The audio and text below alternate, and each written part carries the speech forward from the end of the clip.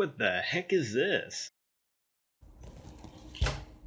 With Niantic promising to double down on Pokemon Go, the community has been theorizing just what exactly is going to be added to the game. And no, we're not talking about the Alolan outfits. Temporary events pull people back in, but only for short bursts and have very diminishing returns. One of the easiest things for Niantic to do is to take all of the Generation 3 Pokemon, add them to the game. But with the current state of the game, is that even a good idea? Let's talk about it.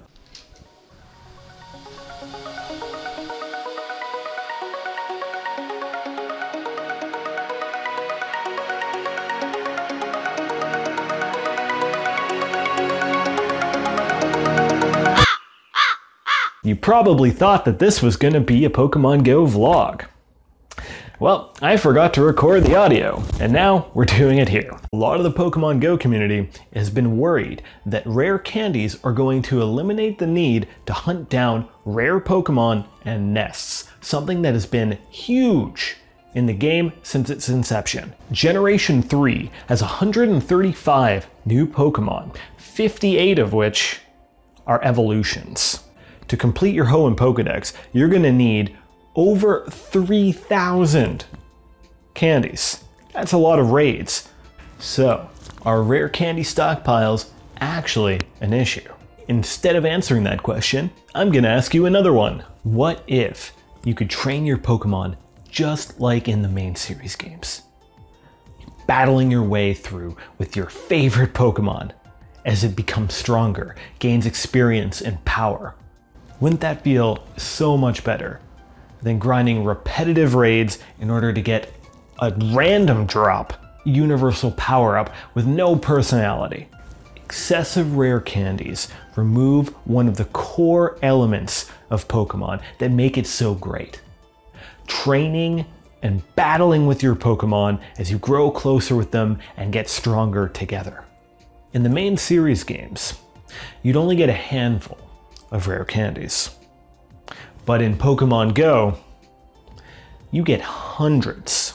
I've come up with a couple ideas that will make it feel more rewarding to train your Pokemon while at the same time lessening the impact of rare candies.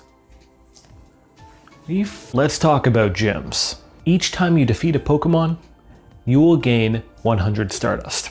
You will also have a small chance of getting candy for the Pokemon that you're fighting with. If it's a basic Pokemon, it'll have increased odds. The stats will be on screen. Not only will this give you more incentive to fight gyms, but it'll also bring back some of that nostalgic feeling from the original games, watching your Pokemon get stronger with you. The next feature is kind of a restriction, but in a good way.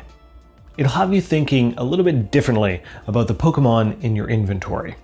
They'll now need a minimum level to evolve to the next stage. I'll have the numbers up on screen, but basically if you wanted to evolve a Charmeleon into a Charizard, it would have to be at least level 25. If you fight gyms regularly, this is not going to be a problem at all. In fact, you'll have plenty of extra Stardust and candies from the new gym system.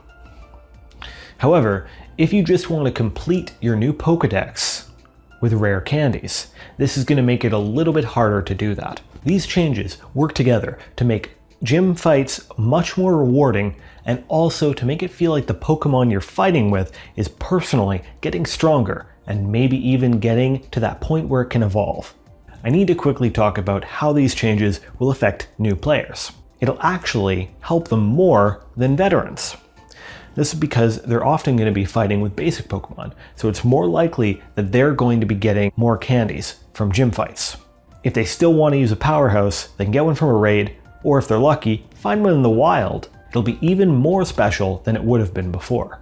With Generation 3 just around the corner, Pokemon Go is primed for some new features that will help lengthen that experience. If Niantic drops Generation 3 on us without any other changes, it's going to be like a small gas fire. Explosive, but it's going to burn quickly. I hope that these changes will prolong our Generation 3 catching experience and at the same time make it feel more rewarding to train our Pokemon. Thanks for watching my first video. Comment down below, tell me what I did wrong, and subscribe if you want to stay tuned to some new shocking content that I might release in the near future. You probably thought this was gonna be a vlog. Nope. I'm a potato.